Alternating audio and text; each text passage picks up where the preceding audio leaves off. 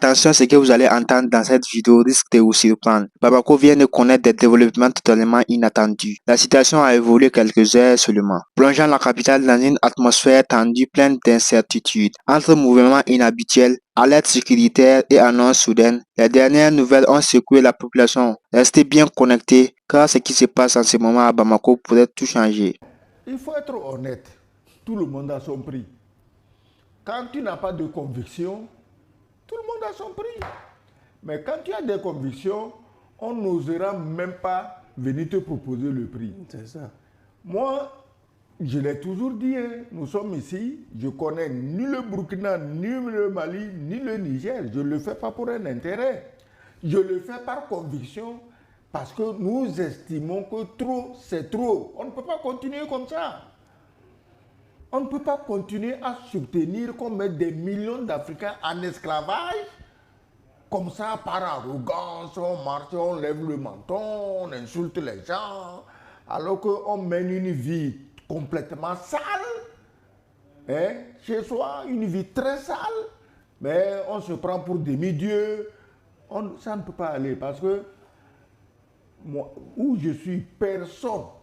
Je dis bien, personne n'osera venir me proposer une valise. Ils peuvent venir pour me tuer. Ça, c'est possible. C'est pourquoi je vous ai toujours dit, si faites attention, je ne suis pas candidat au suicide. Qu'on ne vienne pas un jour vous dire que je me suis suicidé. Ça ne passe pas. Voilà. Que nos panélistes soient chaleureusement salués, le grand frère Sagoyou Kegewe, l'autre grand frère Luc, que je souhaite rencontrer physiquement, vivement. Hein. Ah, c'est oui. Astinam, Richard Tagba, désormais à Lomé, Djidjolé. Ah, c'est pas très loin non plus. Écoutez, donc ça peut s'organiser un dimanche. Voilà, sans problème. Hein. Si la vie reprend petitement son cours au Mali, il faut exprimer notre grande joie que ce peuple, à l'instar des autres du monde, mérite la paix dans toutes ses dimensions et nul n'a le droit de l'en priver. Je voudrais, avec les analyses au plateau, savoir qu'est-ce qui fait en réalité la profondeur de l'instabilité politique, institutionnelle et sociale du Mali, au point qu'à ce jour, la vie dans cette partie de l'Afrique reste intolérable, c'est-à-dire difficile à maîtriser. Est-ce la superficie, l'extérieur, ou cette crise est spécifiquement endogène? Merci. Non, c'est d'abord les ressources dont dispose le Mali. Une fois que les puissances occidentales ont la preuve que le pays dispose des ressources, ils convoitent avec une extrême avidité. Et donc, ils instrumentalisent justement la population elle-même. Ça, c'est un. Et puis de deux, il n'y a pas eu par le passé un leadership, à un moment donné, il n'y a pas eu un leadership qui permettait d'organiser la conscience collective autour des défis qui se présentent à ce pays. Donc, le pays étant très vaste et meublé de plusieurs ethnies, etc., aux intérêts différents, donc l'instrumentalisation peut avoir sa place. Vous voyez, les voisins, comme l'Algérie, qui utilise une partie justement de la population vers le nord, etc., pour justement donner le sentiment que, ah non, les autorités locales ne travaillent pas comme il se doit pour assouvir tous les besoins des populations. Donc, il y a de façon endogène des difficultés, mais liées à une certaine forme d'instrumentalisation. Ce qui n'est pas le cas, par exemple, du Burkina Faso, qui a connu par le passé un leader comme Thomas Sankara, qui avait déjà fait une très bonne semence en ce qui concerne l'intégrité, une certaine vision pour construire le pays. Même si cette dynamique-là a connu un brutal arrêt, cette semence était déjà là. Il y avait une conscience collective sur l'intégrité des citoyens. Et donc aujourd'hui, le travail que Ibrahim Traoré fait passe un peu plus vite parce que déjà il y avait un travail de base avant. Aujourd'hui, Assimi Goïta est un pionnier dans ce nouveau type de leadership-là.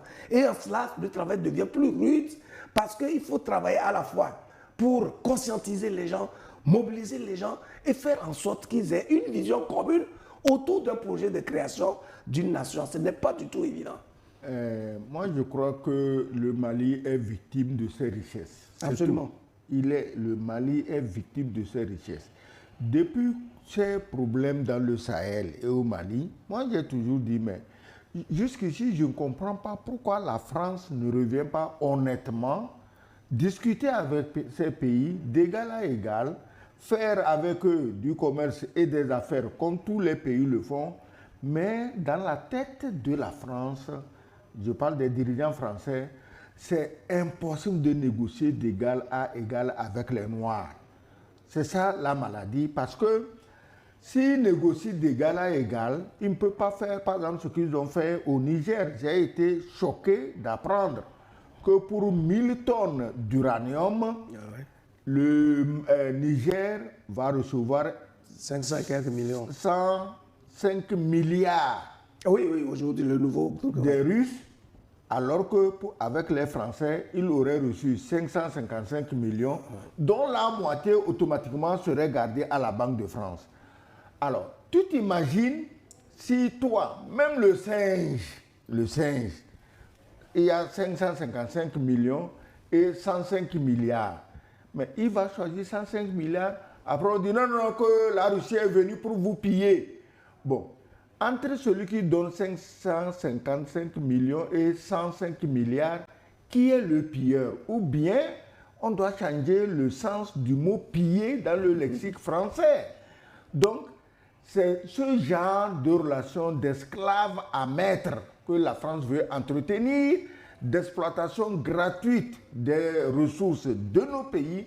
C'est ça qui fait qu'elle ne peut pas revenir dire aux Africains, ben écoutez, on repart sur de nouvelles bases, nous sommes ensemble depuis des siècles, on parle la même langue, on partage certaines cultures identiques.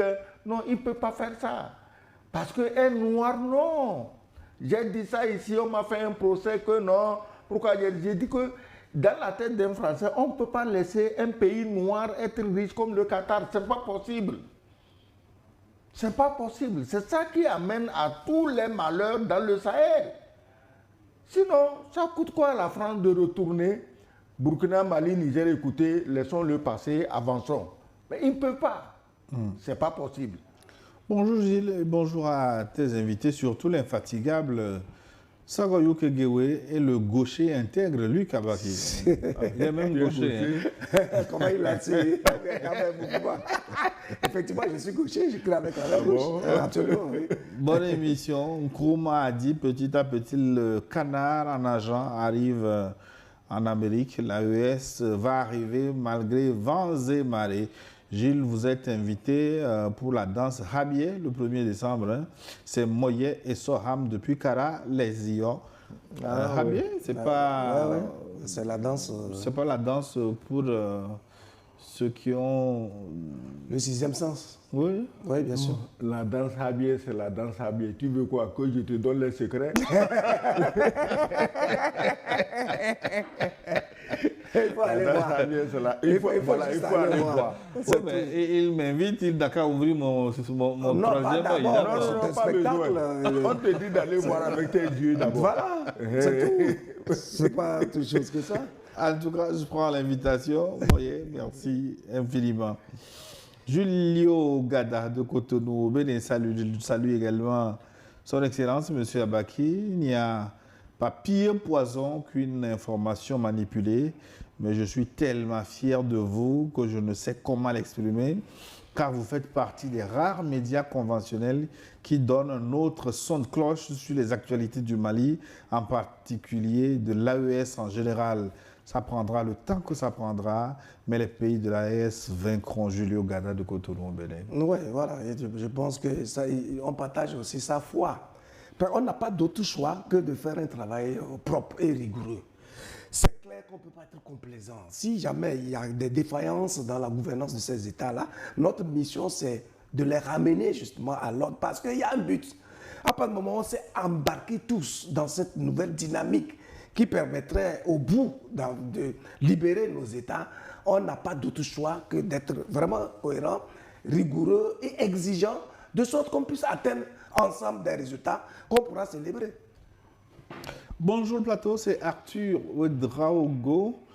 depuis Hambourg, au nord de l'Allemagne. Oui. J'y suis allé Grande déjà. ville portuaire. Oui, il fait très froid. Mes salutations sincères à mon cher papa Sagoyou, à Luc, à Baki et bien sûr à toi Gilles. Les mots me manquent pour vous exprimer ma profonde gratitude pour tout le travail que vous abattez pour l'éveil des consciences. Soyez richement bénis. Chaque dimanche, je suis tel